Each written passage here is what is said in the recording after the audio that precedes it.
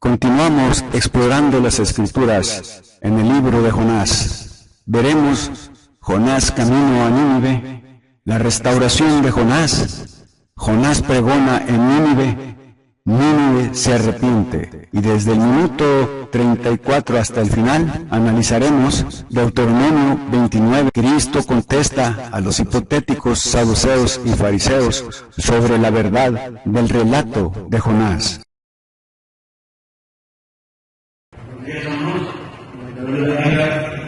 Estamos a 17 de agosto del 2025 en la Congregación Mitas, Iglesia de Cristo. Estamos, como ya sabemos, ya llevamos dos domingos con este tema del libro de Jonás. El domingo pasado y el antepasado ya está documentado para que ya se resuelva esta serie, lo puede ver en YouTube, en mi canal, ya está en YouTube, el domingo pasado y los anteriores. Ahora vamos a continuar con escudriñando las Escrituras con la serie del libro de Jonás. Ya vimos que Jonás huye de la presencia de Dios. Ya no lo voy a repetir, porque esto ya está documentado en el video del domingo pasado y ya está en YouTube. Entonces, vamos a continuar ahora cuando ya es grande, vomita al profeta Jonás, que es un profeta rebelde, rencoroso, que se negó a perdonar al pueblo de Nínive, como ya lo estudiamos. Entonces ya lo vomita. Desde ese momento empieza una nueva etapa. Empieza una nueva etapa del profeta Jonás para cumplir su misión. Acuérdense que él se negó a ir a Nínive a predicar la palabra de Dios, a pregonar para que se arrepintiera ese pueblo. Ese pueblo ya le dije que era un pueblo gentil. Y él es el único profeta menor que predicó a los gentiles. Por eso él no quería ir, como ya está en los otros videos, no quería ir porque eran enemigos acérrimos del pueblo israelita y eran brutales el ejército de ellos. Entonces, pero aquí ya Dios puso ese test, lo salvó a Jonás, porque acuérdense que los marineros lo echaron al mar, morimos, ya está documentado. Pero aquí ya Dios le ordena a ese pez grande, no dice ballena, ni cachalote, ni nada, no dice un pez, y va y lo deposita cerquita de Jope, o sea, donde se embarcó él. Entonces, y ahí empieza una nueva etapa. Entonces, mire, Jonás 2.1, ya estamos iniciando el capítulo 2. Jonás 2.1 dice, entonces oró Jonás a Jehová su Dios desde el vientre del pez. Ahí es donde entra el arrepentimiento de Jonás. Y dijo, invoqué en mi angustia a Jehová y él me oyó. Luego sigue diciendo, desde el seno del Seol clamé y mi voz oíste. Él está comparando el Seol como el serpiente. Por eso ya dijimos que Jonás es una figura o tipo de Cristo. Así como Cristo estuvo en la tumba 3 días, Jonás estuvo en el vientre de 3 días. Por eso es el tipo de Cristo, que es lo que vamos a seguir analizando. Entonces, y para que ustedes sepan la palabra Seol, como quedamos el domingo pasado, ahorita se los voy a explicar, para que no se nos olvide, los varones, apréndanselo bien, es diferente. Bueno, Seol ya es lo mismo, más que unos individuos, entonces ahorita lo voy a explicar. Y que no confundan edades con el infierno, porque hay Biblias, revisiones que están mal traducidas, pero otras ya están corregidas. Entonces dice Jonás, en Jonás 2.10, finalizando ese capítulo, dentro del texto hace una oración, donde se arrepiente, está clamando, y lo escucha, y digo, ahí se arrepiente. Y entonces Dios le ordena al pez que lo deposite otra vez en tierra firme, para que continúe con su llamamiento de ir a pregonar, a advertir a ese pueblo que si no se arrepentía dentro de 40 días iba a ser destruido. Es todo lo que iba a decir. Entonces, ya ahí está el camino, está el proceso. Entonces, Jonás dice, en el 2.10 dice, fíjense lo que dice arriba. Entonces el Señor ordenó al pez y este vomitó a Jonás en tierra firme. O sea, Dios era el plan de Dios, ordenar al pez. O sea, Dios tiene todo calculado. Él no quiso poner otro sustituto de Jonás, sino cuando lo llama, lo tiene que cumplir. Y así debe ser con nosotros. Entonces, el momento, fíjense, el momento en que el gran pez vomita a Jonás en tierra firme, marca el comienzo de una nueva etapa de Jonás. Ahí está otra etapa. Miren, otra vez, la primera etapa es Dios le da el llamamiento de que ordena que vaya a Nínive. Y él huye. Por eso ya analizamos que nosotros no podemos huir de la presencia de Dios. Y ahí Dios prepara todo, prepara el pez, prepara el barco, prepara los marineros que lo depositan, que lo avientan al mar. Y ahí te pone ese pez para que lo rescate. Pero aquí ya va a empezar a caminar, hermano. Ya está vomitando.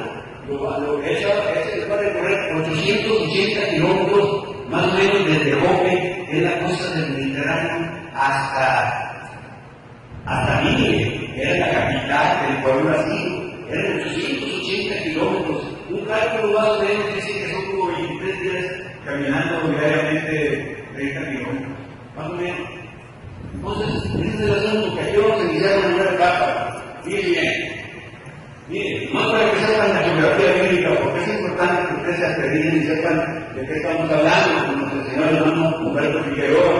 Entonces, aquí ya están viendo el mapa de cómo estaba en esa época y cómo está todavía. Aquí en la parte, vamos a ver, no está mucho, pero ahí dice Jope, en este punto, ahí quería ir a Tarsis. Son 3.600 kilómetros que estaban en España. Ahí dice 3.600. Bueno, pero el mandato era ir acá, dice Nínive, a 880 kilómetros. Pero acuérdense que en ese pedazo de la embarcación que iba para allá, pues lo prestó el pez y lo depositó, lo regresó.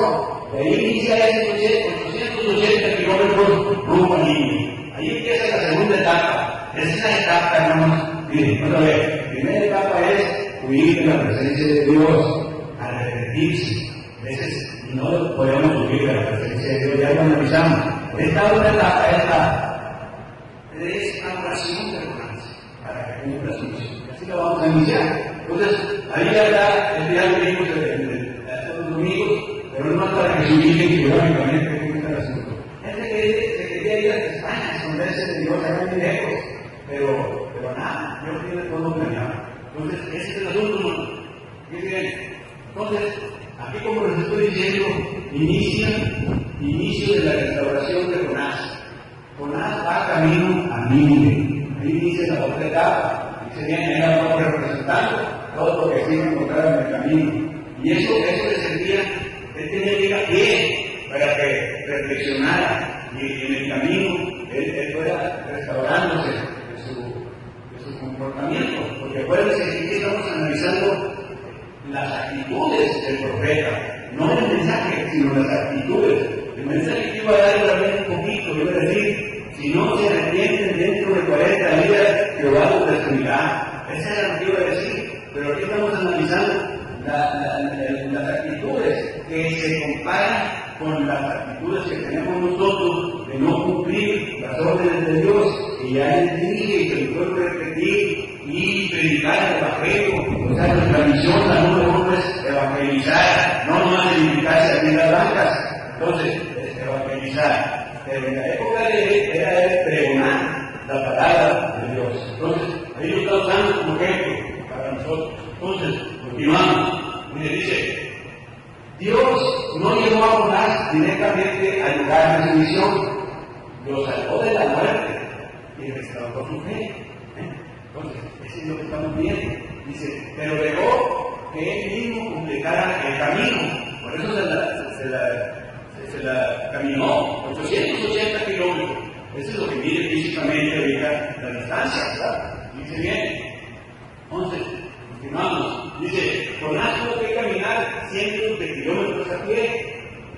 La restauración no fue instantánea ni fácil. Por eso se tardó en llegar y caminando, porque iba restaurándose. Dice bien, iba restaurándose. Fue un proceso necesario. Tenía que pasar ese proceso de pesar en el camino de lo que había cometido. Tratar de vivir de la presencia de Dios. Y acuérdense lo que dice el Salmo 139, 7 al 10. ¿Quién puede escapar? Dice, no podemos escapar de tu espíritu, ni aunque estemos en el Seol ni en ninguna parte, no dice el Salmo 139, ya lo vimos, está en el video pasado, cualquiera vez. Entonces, este proceso de restauración de Jonás comenzó en el momento en que Jonás volvió a pisar tierra firme. Ya les expliqué, dice bien, cuando el gran pez obedece la orden divina y vomita a Jonás en tierra, ahí es donde les estoy diciendo que inicia una nueva etapa en su misión, que era la de ir a predicarles a los ninivitas o a advertirles de que se arrepintieran, y al fin de cuentas se arrepintieron. Después Jonás, acuérdense que Jonás estamos analizando las actitudes, ahorita vayan a cumplir la misión, porque Dios ya lo rescató, lo salvó, ¿ves? Pero después vamos a analizar el otro domingo, si Dios quiere, que tuvo un pensamiento perturbador, porque a fin de cuentas no quería que se perdonara a los ninivitas, porque los judíos son nacionalistas y fanáticos, y aparte que ellos vivían el profeta, el único profeta que se le ordenaba eso, por eso para él estaba muy difícil, es decir, ¿cómo voy a ir a los que le están matando a mis hermanos? Es porque si los perdona Dios, los vastos les van a agarrar y van a meterse con nosotros otra vez y juzgarnos. Ese es el pensamiento que ya lo analizamos. Entonces, ahí está iniciando su etapa. Dice bien, dice Jonás debió caminar, como ya les dije, más de 880 kilómetros, de 28 a 33 días en un promedio de caminar 12 horas, es más o menos el cálculo que sale. Entonces, ahí va Jonás. Eso es lo que estamos viendo. Bien, vamos a ver ahorita una reflexión, porque acuérdense que estamos analizando no tanto el mensaje que es corto, sino las actitudes de él, y vamos a analizar la comparación, porque ya dijimos que Jonás es un tipo de Cristo. ¿Por qué es un tipo de Cristo? Porque estuvo 3 días en dentro del pez y se deja 3 días en la tumba. Entonces ahorita lo vamos a analizar esa cosa. Mire, aquí estamos viendo en la parte izquierda, esta es una metáfora. Yo te la digo que lleva otras internas lenguas. Metáfora es una comparación implícita entre dos elementos distintos. Es una metáfora. Son figuras retóricas de la Biblia. Las figuras retóricas son la parábola, la elipsis, la hipérbole, etcétera, la metáfora. Entonces son figuras retóricas que esa estudia no lo dio, David Figueroa. El que no lo estudió, pues no, pero si quieres lo repetimos, él tiene que leer. Y esta es una metáfora. Vamos a analizar, estamos analizando el comportamiento de Jonás comparado con el de Cristo. Miren, Jonás descendió a Jope al barco, ¿están de acuerdo? O sea, descendió quiere decir que caminó hacia el puerto más cercano al mar Mediterráneo que era Jope, de su hogar. Entonces descendió. Y luego siguió descendiendo, porque siguió al barco y luego descendió al fondo del barco a esconderse. Y ahí se quedó, ahí estaba dormido, parece, cuando se dio la tormenta, ya lo vimos. Entonces, ¿eso qué marca? Es un acto marcado de desobediencia, porque él pidió que inicia el punto de acostarse abajo de ya se olvidaba de todo, en los camarotes de abajo del barco. No, o sea, ¿quién es todo? No. Entonces, ahí estaba marcado, era una desobediencia, él creía que así se iba a esconder de Dios, pero Salmo 139 dice que nadie nos podemos esconder de Dios. Entonces, ¿qué quiere decir eso? Es una metáfora que es una bajada, viene siendo, él decidió a Jope para oír de Dios, pero cuando lo humilla el pez es una subida, o sea, es una restauración. Y aquí en la otra parte dice, Jonás, como ya lo estamos viendo, es vomitado por el gran pez y sube de nuevo a tierra. Otra vez, eso quiere decir una subida, es una restauración, y así debemos nosotros ser restaurados. Y también debemos, no nomás aquí estar aquí, pero preocuparnos por los soldados caídos. Los soldados caídos son los hijos de nosotros, de alguien que no han venido, que se fueron con otras sectas, con los bautistas o con metodistas y todos los soldados caídos, y hay que restaurarlos, hay que pensar en los compañeros que tenemos enseguida que no han sido bautizados. Entonces, hay que pensar que su alma va a estar en el infierno, como vamos a analizar ahorita, y hay que rescatarlo. Por eso es una restauración, este método. Entonces, ahí es una restauración, y eso qué quiere decir. Pues es una subida. Esta es una metáfora que estamos analizando para ver que la estructura espiritual de la experiencia de Jonás. Estamos analizando la estructura espiritual. ¿Ves? Tú ves una bajada, luego la subida. Es como tú te das cuenta que cometes un pecado, pero te arrepientes. ¿Ves? Ahí es una oportunidad, no como en las denominacionales, que ya salvo siempre salvo, y aunque vuelvas a pecar, tú ya estás salvo y estás asegurada tu salvación. Pero no, hay que arrepentirnos. ¿Ves? Porque si no, el que no se arrepiente perecerá. Y dijo Jesús, y lo repitió en Hechos 17:30. Fíjense bien. Entonces, en resumen, fíjense bien, estamos analizando, varones, estamos analizando la estructura espiritual de Jonás, comparada con Cristo, que es un tipo de Cristo, Jonás. Fíjense, esa estructura debe ser vacía o reticencia. Reticencia quiere decir evasión. ¿Cuál lo vi? Evasión. Entonces él tiene una evasión de cumplir el mandamiento, en cambio, y de obedecer más que nada. Pero comparado con Cristo, Cristo es una obediencia perfecta. Cristo tuvo la obediencia perfecta. Fíjense cómo estamos en el análisis. ¿Sí? ¿Ok? Entonces, eso es lo que les quería que tenemos que ir analizando. Miren, el proceso de restauración de Jonás comenzó en el momento en que Jonás volvió a cruzar tierra firme. Cuando el gran pez obedece la orden divina y lo vomita. Y ahí inicia la primera etapa de la niña. Entonces, con eso quedamos con esa diapositiva. Bueno, ok, fíjense bien. Ahora, y voy a analizar el pedacito del Jonás, donde dice, desde el seno del Seol clamé y mi voz oíste. Esto es nomás para mí seguirnos, para recordar lo que nos han predicado aquí, lo que nos han enseñado, lo que nos ha enseñado aquí por ella. Él estuvo insistiendo durante 2 meses en ese tema del Hades, de la salvación, de todo eso, y nomás para que quede lo que se nos enseñó. Y dice bien, apréndanse. El Hades es en griego. El Nuevo Testamento fue escrito en griego. ¿Sí? Entonces, el Hades es en griego. Y Seol es en hebreo. Seol es en hebreo. Entonces, ¿pero qué quiere decir Hades? Ahorita lo vamos a ver gráficamente. Hades es el lugar donde los espíritus de los difuntos esperan la resurrección o el juicio final. Es un estado intermedio. Ahí hay puros espíritus, no cuerpos. Los cuerpos ya en la tumba, vuelven y van a resucitar en la segunda venida. Ahorita lo vamos a analizar rápidamente. Ya se los he explicado como bien de pero acá, mira, ahora, más quiero que sepan que Hades no es el infierno. El infierno todavía no se inaugura, como no está juicio todavía. ¿Ves? Y si ustedes en la televisión van a ver 1909, dice infierno, dice Jonás, dice Hechos 2:27, porque no dejarás mi alma en el Hades. Esa es la edición 60, ya está corregida. Y también la Biblia de Jerusalén dice lo mismo, Hades. Pero si ustedes por casualidad tienen otras traducciones, van a encontrar que dice infierno, y entonces ahí pues ya nos desplantea todo. Entonces, eso es lo que quiero más que sepan. Que Hades es el infierno. Y el infierno también quiere decir que nosotros estudien, pero nomás estoy dando los puros puntos claros. Y con esto va a quedar claro. Miren, eso que están viendo ahí es un trabajo de hace 1000 años para ver el ciclo de vida.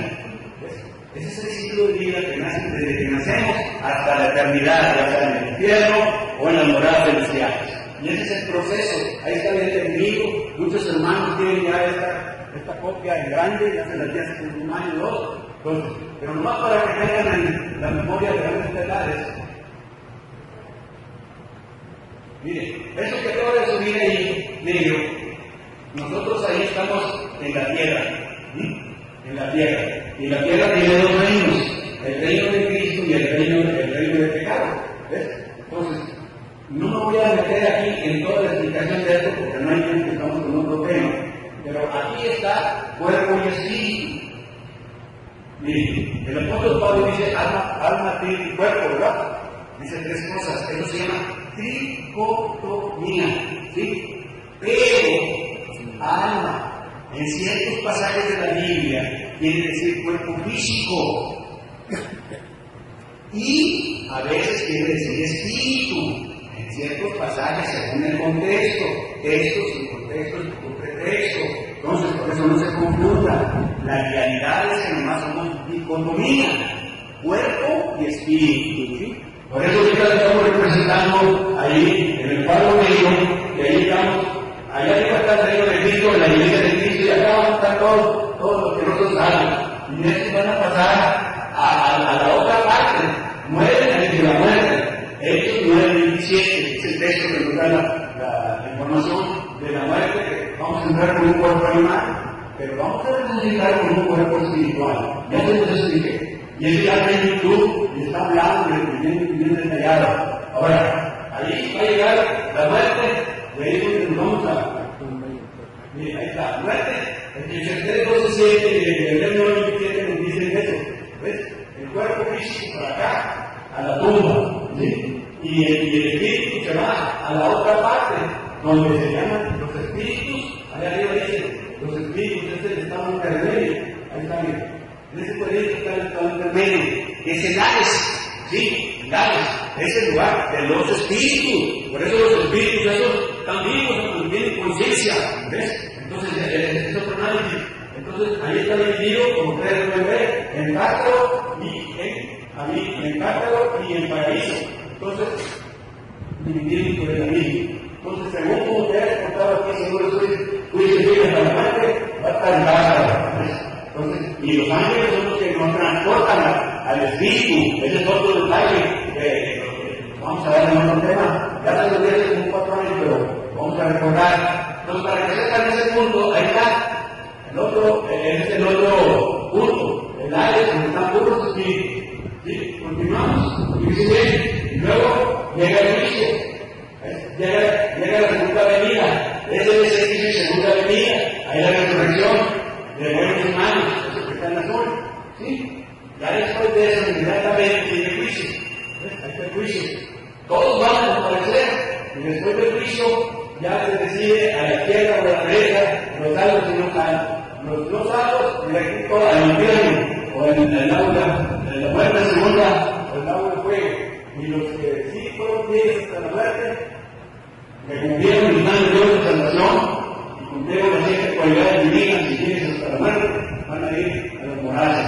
En resumen, el día que hemos visto ya está explicado con detalle en otros niveles. ¿Ok? Entonces, eso no es para que entiendan claves. No me hace que perdamos tantito tiempo en esto, me salió un poquito el tema, pero pues hay que recordarlo. ¿Verdad? Sí, pero exacto, para estar ahí. Y ahí está, no que la Virgen María se fue haciendo ni nada de eso, ahí están todos. Ahí está Moisés, Adán, ¿ves? Para que se les sigue. Y otros dicen, no, que se fue para el cielo si todavía no hay juicio. ¿Ves? Nomás va a haber un solo juicio. Entonces, ese es el punto. Ya lo hemos visto muchas veces. ¿Sí? Entonces, pues vamos. Muy bien.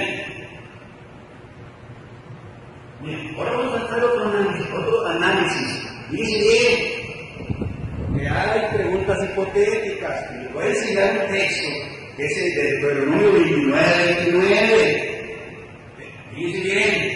Dice bien todos los varones.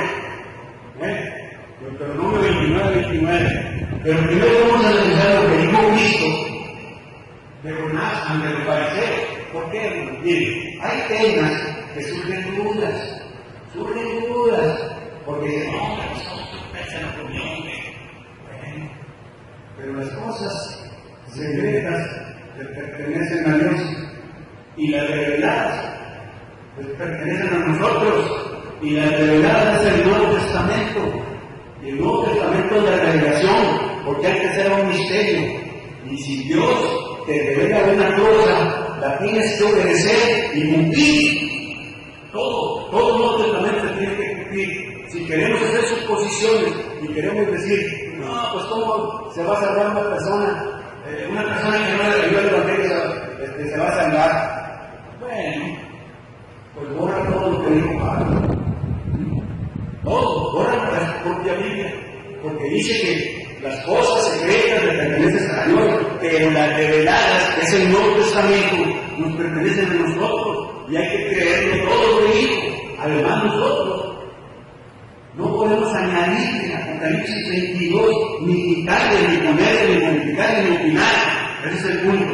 Ahorita lo voy a explicar, pero con uno 29, tómenle foto, porque aquí está la base de las preguntas hipotéticas. Una pregunta hipotética es cuando se supone, ¿y qué pasa si? ¿Y qué pasa si? Entonces estamos poniendo dos pretextos para no obedecer el Evangelio. ¿Ves? Porque lo que dice el Deuteronomio 29 nos atrevía a todos. De ahí va. Fíjense bien. Primero vamos a analizar a Jesús. Le pusieron una emboscada. Los saduceos y fariseos. Danos una señal. Querían señal, porque querían que él predicaba por Belcebú. ¿Ves? Y ahí está, lo están emboscando. Dice: la historia de un hombre que es cargado y vive 3 días en un gran pez ha provocado, que algunos duden. Dice, pero incluso Cristo afirma la verdad. Cristo les afirma la verdad, porque Cristo se refiere a Jonás. Por eso Jonás es un tipo de Cristo, no obstante que Jonás fue un profeta rebelde que se negó a perdonar, pero analizando su actitud pasó lo mismo que Cristo, porque él, por ejemplo, Cristo, aquí dice, él fue arrojado a una muerte segura, pero Cristo sí murió. La otra, a él lo arrojaron, dice, a Jonás lo arrojaron los marineros para salvar su vida. La comparación contra Cristo es que Cristo dio su vida para salvar a los pecadores. ¿Ves? Hay una, eso lo vamos a ver después, ya que tenemos tiempo. Pero fíjense bien, vamos a continuar con este análisis. Ahí va. Dice, ¿qué dijo Jesús? Porque como estuvo Jonás en el vientre del gran pez 3 días y 3 noches, así estará el Hijo del Hombre en el corazón de la tierra 3 días y 3 noches. Mateo 12:40. Bien. Ahora, Jesucristo, dice bien, al expresarse así, afirma la verdad de este mensaje para que no se tenga duda del relato de Jonás. Ahí dice, se utiliza el relato bíblico para argumentar a favor de su resurrección, porque los escribas y fariseos unos sí creían en la resurrección y otros no. Entonces ahí andaban él queriendo emboscarlo para crucificarlo, para matarlo, que a fin de cuentas por eso murió nomás 3 años y medio, tenía que morir porque se tenía que cumplir, que él pudiera vivir con nosotros. Entonces, ese es el punto. Fíjense bien. Entonces Jesús afirma, ahí está la flechita, y corrobora en Mateo 12:40 la verdad del relato del profeta Jonás. Es para que se quite duda de que, ¿y qué pasa? ¿Y por qué? ¿Y si hay peces? ¿Si te vas a ahogar? Entonces ya empezamos a hacer conjeturas. Esas son preguntas hipotéticas. Dice bien, ahí está. Dice, Jesús tenía un plan para Jonás, no lo cambió por otro profeta, le dio una segunda oportunidad para que cumpliera su misión de ir a predicar a Nínive. Ese es el punto. O sea, le dio la segunda oportunidad. Ok. Aquí estamos viendo. Ahorita voy a continuar con este análisis, más que voy a iniciar este capítulo. Estamos viendo que de ahí está Jonás. Dice, vino palabra, ya estamos en el capítulo 3, y vino palabra de Jehová por segunda vez a Jonás diciendo, levántate y a Nínive, aquella gran ciudad, y proclama en ella el mensaje que yo te diré. Total, ya le predicó que ya 40 días Nínive será destruida. Eso me decía él. Andaba el día 1, el día 2, y de recordaba, y qué bueno, porque se arrepintieron los ninivitas. Espero que le molestó, que no hago nada, eso no se ve el próximo día. Entonces, todos se arrepintieron, hermanos. Cuando se arrepentían en el Antiguo Testamento, se sentaban se cubrían la cabeza de silicio. Silicio es una sustancia, hermano, que pica. Entonces, y se sentaban en arena caliente, y a veces se ponían un chaleco de cabra bien rústico para que vieran a la gente que estaban arrepentidos. Todo el pueblo se arrepintió, inclusive el rey. Entonces, pero Jonás se molestó por eso. Eso es lo que estamos analizando.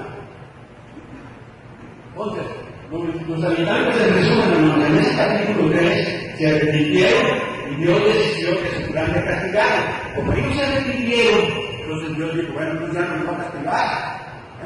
Y así es con nosotros. Si no os arrepentís, todos pereceréis igualmente. Eso es lo que le está diciendo, lo que está predicando el apóstol Pablo en el Areópago de Atenas. Les está diciendo eso, lo que está repitiendo lo que dijo Jesús, Mateo 17:30. Entonces, ese es el punto, ¿no? Y aquí estamos la vida que tenían ellos. Aquí estamos libres de arrepientan, Dios nos perdona, y Jonás se indigna. Miren, ahí estamos viendo una escena, allá en la esquina, donde anda Jonás predicando. Ahí vemos ahorita unas estatuillas, no sé si lo ve, eran idólatras, está la mujer prostituta de arriba, era problema. Y acá sigue Jonás predicando, y acá en la parte de este lado, vemos donde el arrepentimiento fue generalizado. Entonces, en el corazón de Jonás, mientras observaba esta transformación milagrosa, ahí es donde comenzó. Cuando él ya vio que todos estaban arrepintiendo, comenzó un sentimiento perturbador. No, nos va a perdonar Dios. Entonces se enojó. Ya en el otro domingo vamos a ver que él se retiró a unas cuantas metros, kilómetros, ¿no? Cientos de metros, y allí se sentó para una calabacera, y ahí va a empezar la lección de la calabacera. Ese es el punto. Ok, pero ahorita más les quiero decir esto. Entonces ese sentimiento no era de alegría por la posible salvación de estas almas, sino un desasosiego creciente ante la posibilidad de que Dios perdonara a los enemigos históricos de Israel, que eran los niños. Ese es el punto, hermanos, que les quería decir. Debajo de eso, quiero continuar con el análisis que les dije. Bien, ahí está el análisis, otra vez. Dice bien, ya analizamos lo que les está diciendo Jesús, que es verdad del relato histórico con los saduceos. Entonces, y aquí nos vamos a hacer el análisis del Deuteronomio 29, ¿verdad? Bien.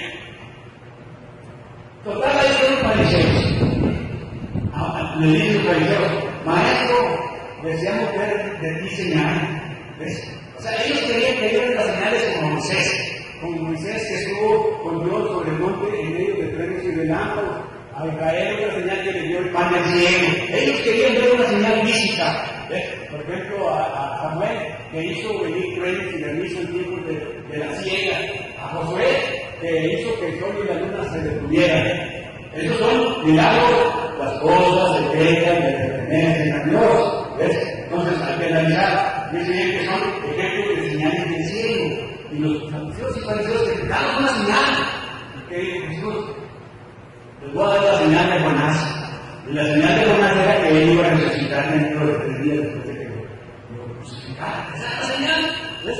La señal de él. Pero ellos decían, dame una señal del cielo como Moisés, como Elías, como Eliseo. ¿Ves? Entonces, ¿pero por qué pedían ellos señal del cielo? Porque realmente ellos no querían creer. Así son los preguntadores hipotéticos. Cuando tú no quieres creer, buscas cómo justificarte para no cumplir con Dios. ¿Ves? Entonces, dice, ¿por qué pidieron señal del cielo? Dice, porque ellos no querían creer, no querían ser convencidos. Ellos solamente querían ver más señales para criticarlas. Ese es el problema. ¿Sí? Ok. Entonces querían atraparlas. Siempre esperaban que Jesús fallara al intentar hacer una señal del cielo, pero Jesús era Dios infalible, hermanos, infalible. Dice bien, ahí va. Vamos a analizar este texto.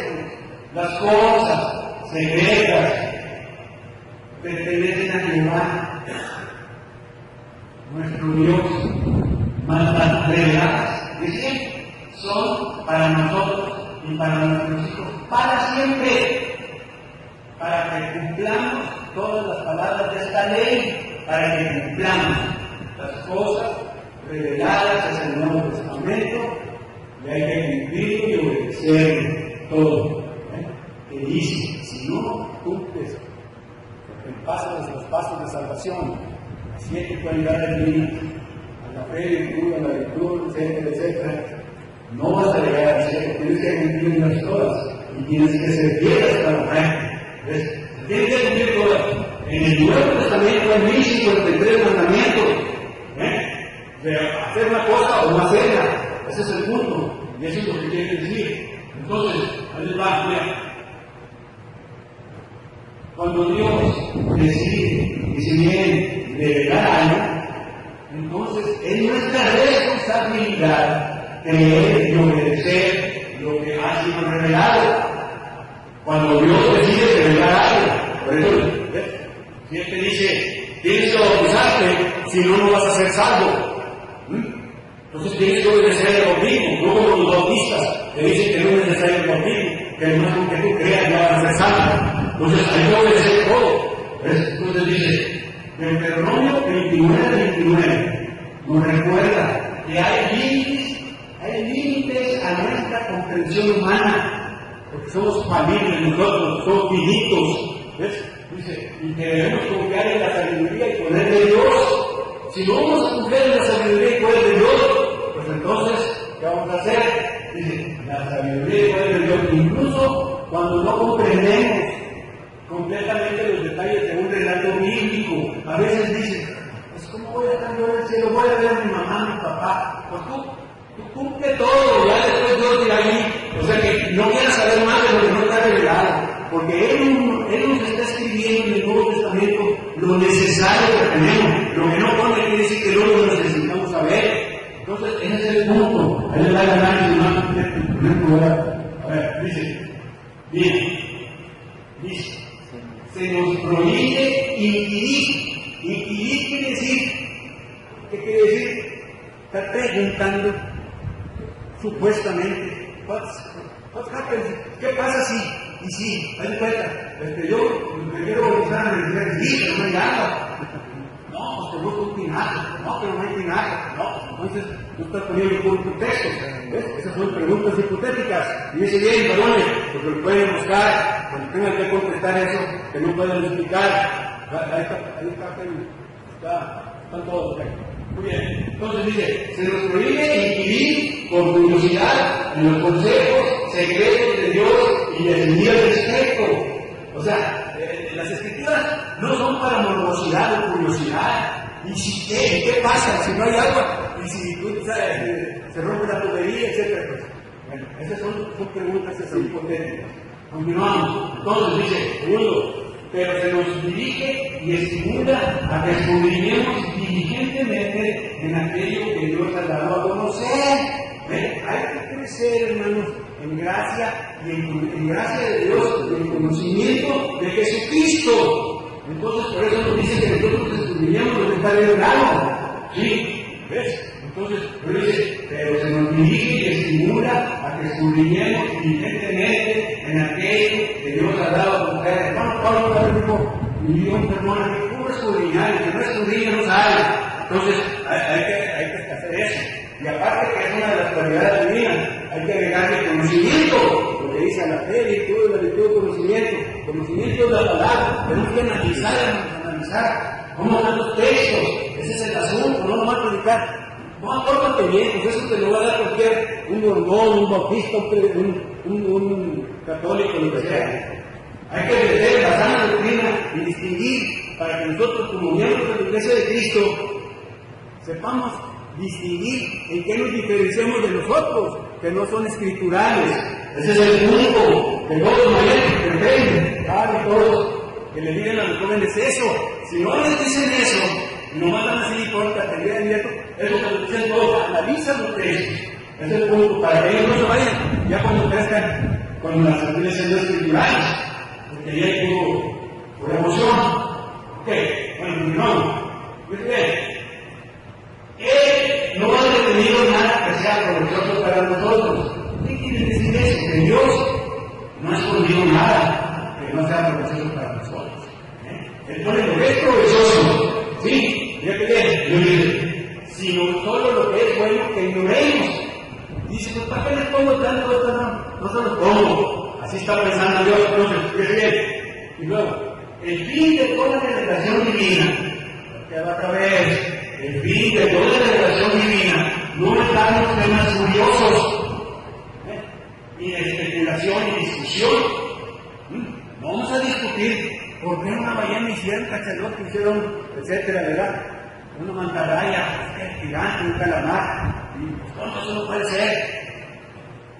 Entonces, ahí lo está diciendo, el fin de toda la revelación divina no es darnos temas curiosos y de especulación y discusión, sino que podamos hacer todas las palabras de esta ley y ser bendecidos en nuestro hogar. Por eso dice acá, dice, lo que dice aquí, dice, y para nuestros hijos para siempre, las cosas de verdad, para que cumplamos todas las palabras de esta ley, quiere decir, para que las llevemos a cabo, eso quiere decir, poner por obra. Todo lo que te dice pues también debe que ponerlo por obra. ¿Ok? Entonces, no, yo bien. Y aquí estamos diciendo, vamos a explicarlo. Hizo además Jesús muchas otras señales en presencia de sus discípulos, las cuales no están escritas en este libro. O sea que Jesús hizo más y no están escritas en este libro. Está diciendo el apóstol. Entonces, nomás para que se den una idea de que no cabe todo lo que dijo Jesús. ¿Sí? Nomás se puso lo necesario. Ese texto es bien importante. La Biblia revela claramente esto. Más allá de esto no pueden ir provechosamente los hombres. Si tú quieres, el mismo Apocalipsis 22 está diciendo no puedes agregar, quitarle ni quitar, ni dar tu opinión. ¿Ves? Para empezar. Entonces, ese es el punto. Dice, los hombres por esta luz, uno puede vivir y morir cómodamente y ser feliz, no necesitan más. Ya está ahí todo. ¿Ok? Continuamos, en cada tiempo. Dice, las preguntas hipotéticas sobre la salvación de aquellos que no obedecen, y dice viene el análisis, puede ser una forma de evitar confrontar la propia necesidad de obedecer el Evangelio. Cuando están haciendo esas preguntas, pues es que tú no las quieres cumplir, ni quieres tú meter ahí, meter una forma de evitar, de justificarte. Ese es el punto. Pero este texto, hermanos, varones, apréndanse bien. Para eso sirve, para explicar que a veces pues, no podemos explicar lo que son cosas secretas de Dios. Nomás hay que confiarse de las cosas reveladas, pero hay que creer eso que dijo Dios. ¿Sí? Ok. Eso le dio la boca. Nuestra mente, hermanos, ¿por qué no podemos comprender a Dios a veces? Porque son finitas. Quiere decir que nosotros no somos infinitos y tenemos superioridad de nada. Nosotros somos mortales. Dice, no pueden entender nuestra mente los aspectos infinitos del universo de Dios y su naturaleza. Ahora, por ejemplo, eso es todo que voy a dar. Se salvará una persona que no se le predicó y vivía en el Amazonas. Yo ya tengo todo el análisis, se lo voy a explicar. El hombre por naturaleza es religioso. Entonces, y acuérdense que el hombre, aunque no se le predique, está viendo en la naturaleza divina, el eterno poder de Dios. Una persona que no ha oído, está viendo los rayos, hay una cosa superior, y le voy a dar textos. Ese es otro punto. Pero ahí va, no me quiero salir. Dice bien, como Dios es infinito y omnisciente, que ya se los expliqué, son los atributos de Dios. Es simplemente imposible para nosotros saber todo lo que Él hace. Por eso el texto dice, las cosas secretas pertenecen a Jehová nuestro Dios. ¿Estás de acuerdo? ¿Me estoy explicando? Sí, porque es importante que tengamos esto. Ya que dice, algunas cosas no necesitamos conocerlas hasta que seamos más maduros. Por ejemplo, si tú eres recién convertido, pues veces muchas cosas no le vas a entender, pero en el camino las vas a entender, cuando ya seas más maduro espiritualmente. Ok, también voy a acabar. Dice, a pesar de que Dios no nos ha dicho todo lo que hay sobre la obediencia a Él, nos ha dicho bastante. Ya vimos los textos ahorita, ¿verdad? Pero fíjate bien. No, pues yo quiero desobedecer. Pero esa desobediencia proviene de un acto de la voluntad. Si tú quieres desobedecer, es una voluntad tuya. Proviene de un acto de la voluntad. La desobediencia no proviene por una falta de conocimiento. Ahí está Jonás. Jonás sabía que Dios tenía misericordia y compasión. Él sabía todo, pero desobedeció. Por eso la desobediencia no proviene por una falta de conocimiento. Por ejemplo, yo puedo saber mucho, pero desobedezco a Dios y entonces ¿de qué me sirvió? ¿Ves? Entonces hay que tener eso que estoy diciendo. ¿Ok? Entonces, a través de la palabra de Dios en la Biblia, sabemos lo suficiente para ser salvos obedeciendo el Evangelio, bien sencillo. De aquí los hermanos que hablan amor siempre hablan de, dice bien, gran gloria de los tronos, y hablan de la invitación. Es importante que los del sermón hagan una invitación, como el hermano Antonio, los hermanos que prediquen, que hagan el sermón, el estudio. Porque si no dan la invitación, a lo mejor se quería bautizar y ya no lo bautizó. Es importante que así siempre estoy invitando. Bueno, eso es otra cosa. Entonces, las preguntas hipotéticas sobre la salvación de aquellos que no obedecen, puede ser, ya que el análisis, lo que les dije al principio, una forma de evitar confrontar la propia necesidad de responder al Evangelio. Así, a mí en otra parte me gustan, así según ellos, ¿ves? Pero con varones, créanme de lo mismo todos, del Deuteronomio 29 y 29, las cosas secretas le pertenecen a Jehová nuestro Dios, mas las reveladas, que es el Nuevo Testamento, todo lo que dice ahí, tenemos que obedecerlas y cumplirlas. Ese es el punto, ¿no? Ok, entonces ya se nos acabó el tiempo y no me regreso porque ya me quedé. Me salió un poquito, pero era importante porque siempre se tiene duda de estos temas, de la Biblia, ¿verdad? De Jonás. Entonces, la enseñanza que nos deja el libro de Jonás, le recuerdo últimamente, Dios no es el Dios exclusivo de un pueblo, sino el creador y sustentador de toda la humanidad. Lo que se nos está enseñando en esta historia de Jonás es a ser compasivos y perdonar a los demás. Después, continuaré con otro estudio posterior que si Dios quiere, ya después de que venga un hermano, vamos a invitar lo que es el perdón y todo eso, ¿no? Entonces, ese es el punto, hermanos. No creo que tengamos tiempo de preguntas, sino que todo el mundo lo preguntamos, que nos mandan por WhatsApp. Dios les bendiga. Amén.